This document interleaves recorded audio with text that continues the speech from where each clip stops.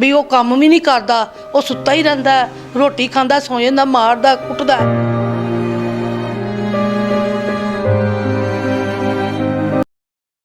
नाज़रीन, मेरे साथ इस वक्त मौजूद है 27 साला सोबिया, जिसने एक ऐसी मिसाल कायम की जो एक मशरकी लड़की की हमेशा की तरह से उसके घर वाले और तमाम मुआशरा उसके बारे में सोचता है।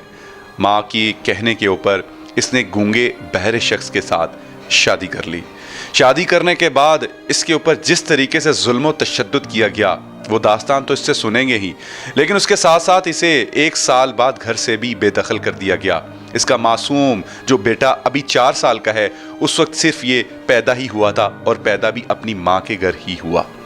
नाज़रीन, बच्चे को भी छीना जा रहा है, इसका सामान जिसकी उन्होंने ख्वाहिश की थी, एक एक चीज़ इस गरीब घराने ने उसकी तमाम तर ख्वाहिशात पूरी की, और आज वो उस सामान को अपना कहकर एक तो इसे घर से निकाला और 4 साल से इसका सामान इसे वापस नहीं दिया गया। और तो और अपनी बदमाशी के जरिए इसको डराया धमकाया जा रहा है कि अगर बेटा वापस ना किया सामान भी नहीं मिलेगा और तुम्हें पूरे इलाके में रुस्वा करते रहेंगे। सबसे पहले सुनेंगे इनकी कहानी इन्हीं की जुबानी, और फिर फैसला आपकी अदालत में और आवाज़ पहुंचाएंगे हुक्मरानों के ऐवानों तक। आइए सुनते हैं इनकी कहानी इन्हीं की जुबानी। मैं उन्होंने घर गई, मैं ਵੱਡੇ ਭਾਈ ਦਾ ਰਿਸ਼ਤਾ ਕਰਵਾਉਣ ਤੇ ਕਿਰੋ ਉਹਦਾ ਰਿਸ਼ਤਾ ਹੋ ਗਿਆ, ਮੈਂ ਸ਼ਾਦੀ ਕਰਵਾ ਦਿੱਤੀ। ਉਹਨਾਂ ਨੇ ਕਿਹਾ ਸਾਡਾ ਗੁੰਗਾ ਹੈ, ਤੁਸੀਂ, ਮੈਂ ਕਿਹਾ ਚਲੋ ਸਾਡੀ ਧੀ ਪੜੀ ਨਹੀਂ ਹੋਈ, ਠੀਕ ਹੈ। ਉਹਨਾਂ ਨੇ ਕਿਹਾ ਬਹਿਰਾ ਵੀ ਸੀ, ਉਹਨੂੰ ਆਂਦੇ ਤਵਾਂਦੇ ਸੀ ਕਿ ਅਸੀਂ ਜਾਣੇ ਸਾਂ, ਸਾਡੇ ਜਾਣ ਤੋਂ ਪਹਿਲਾਂ ਪੂਰਾ 1 ਘੰਟਾ ਉਹਨੂੰ ਪਤਾ ਲਾ ਤਿਆਰ ਕਰਕੇ ਬਾਹ ਦਿੰਦੇ ਸੀ, ਬਿਲਕੁਲ ਜੀ ਟੀਵੀ ਵੀ ਲਾ ਦਿੰਦੇ ਸੀ, ਆ ਟੀਵੀ ਵੀ ਸੁਣਦਾ, ਇੰਜ ਕਰਦਾ ਇੰਜ ਕਰਦਾ। ਤੇ ਕਿਰੋ ਸ਼ਾਦੀ ਹੋ ਗਈ ਹੈ ਨਾ, ਔਰ ਹਕੀਕਤ ਸਾਹਮਣੇ ਆ ਗਈ ਸਾਰੀ, ਵੀ ਉਹ ਕੰਮ ਵੀ ਨਹੀਂ ਕਰਦਾ, ਉਹ ਸੁੱਤਾ ਹੀ ਰਹਿੰਦਾ, ਰੋਟੀ ਖਾਂਦਾ, ਸੌਂ ਜਾਂਦਾ, ਮਾਰਦਾ ਕੁੱਟਦਾ।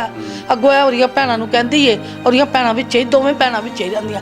ਇੱਕ ਨੇ ਵੱਡੇ ਭਣਵਈਏ ਨਾਲ ਨਿਕਾਹ ਕਰਕੇ, ਛੋਟੀ ਸਭ ਤੋਂ ਛੋਟੀ ਨੇ ਹੁਣ ਨਿਕਾਹ ਕੀਤਾ ਭਣਵਈਏ ਨਾਲ। ਇੱਕ ਉਹਦੀ ਬੱਚੀ ਏ, ਕਿਸੇ ਦੇ ਘਰ ਨਾ ਆਉਂਦੇ ਨੇ ਨਾ ਜਾਂਦੇ ਨੇ। ਕੁੜੀ ਨੇ ਭੱਜ ਕੇ ਨਿਕਾਹ ਕਰਾਇਆ ਉਹਨਾਂ ਦੀ ਛੋਟੀ ਨੇ, ਉਹਨਾਂ ਨੇ ਵਿੱਚ ਰੱਖੀ ਹੋਈ ਹੈ। ਤੇ ਇੱਕ ਭੈਣ ਹੋਰ ਏ, ਪਹਿਲੇ ਵੀ ਉਹਦੀ ਸ਼ਾਦੀ ਕੀਤੀ ਹੈ, ਦੁਬਾਰਾ ਫੇਰ ਸ਼ਾਦੀ ਕੀਤੀ ਹੈ।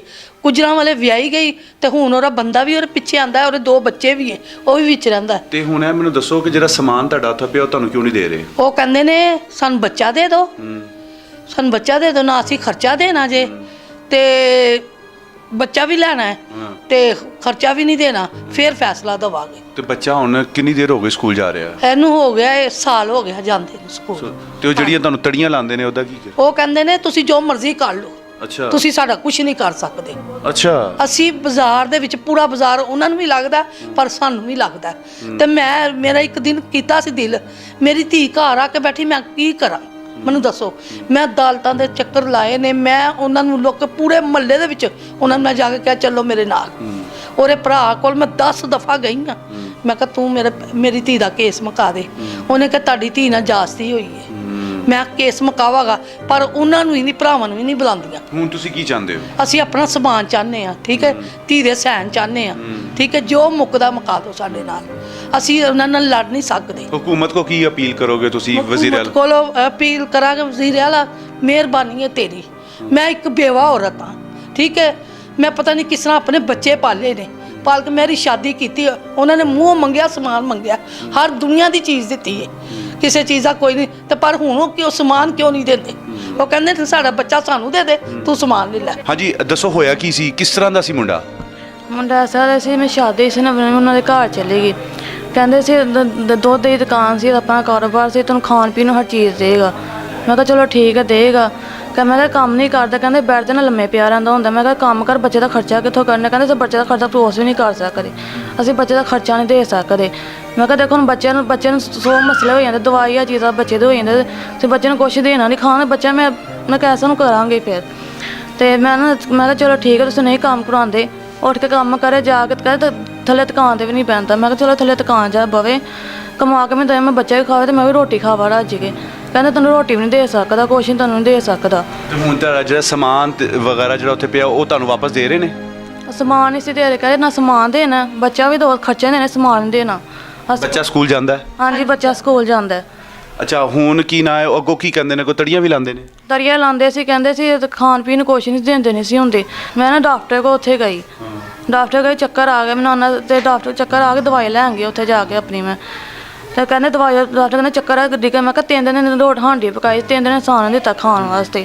ਮੈਂ ਕਿਹਾ ਪਰਸੋਂ ਦੀ ਮਾਂ ਦਾਲ ਪੱਕੇ ਜਾਨੇ ਰੋਟੀ ਦਿੱਤੀ। ਕਹਿੰਦਾ ਬੇਟਾ ਕੀ ਹੋਇਆ? ਮੈਂ ਕਿਹਾ ਮੈਂ ਡਿੱਗ ਗਈ, ਮੈਨੂੰ 3 ਦਿਨ ਰੋਟੀ ਨਹੀਂ ਦਿੱਤੀ, ਦੱਸੋ ਮੈਂ ਕੀ ਕਰਾਂ। ਮੈਂ ਘਰ ਆ ਕੇ ਮੈਂ ਕਿਹਾ ਨਾਨਾ ਜੀ ਬੱਚੇ ਦੇ ਪੈਸੇ ਦਿਓ, ਦਵਾਈ ਲੈ ਕੇ ਆਣੀ। ਕਹਿੰਦਾ बच्चे पैसे दवाई वास्ते नहीं जा, माँ को मांग। जी तो नाज़रीन, आपने इनकी गुफ्तगू सुनी और किस कदर दुख भरी दास्तान है। हर तरफ हर तरीके की उनकी ख्वाहिश पूरी की गई। लड़का गूंगा है, बहरा है, उसे भी कबूल किया गया। जहेज़ का वो सामान जो वो उनकी ख्वाहिश थी वो भी दिया गया। अब जब वो इससे छुटकारा हासिल करना चाहते हैं तो डेफिनेटली हर शख्स है वो औरत की इज़्ज़त को उछालना जानता है।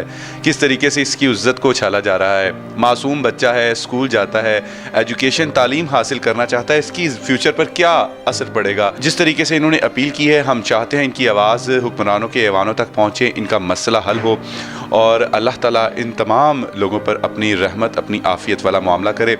नाज़रीन, अगर आप भी चाहते हैं कि हम आपकी आवाज़ बने, हमसे रब्ता कीजिए। अल्लाह हाफ़िज़।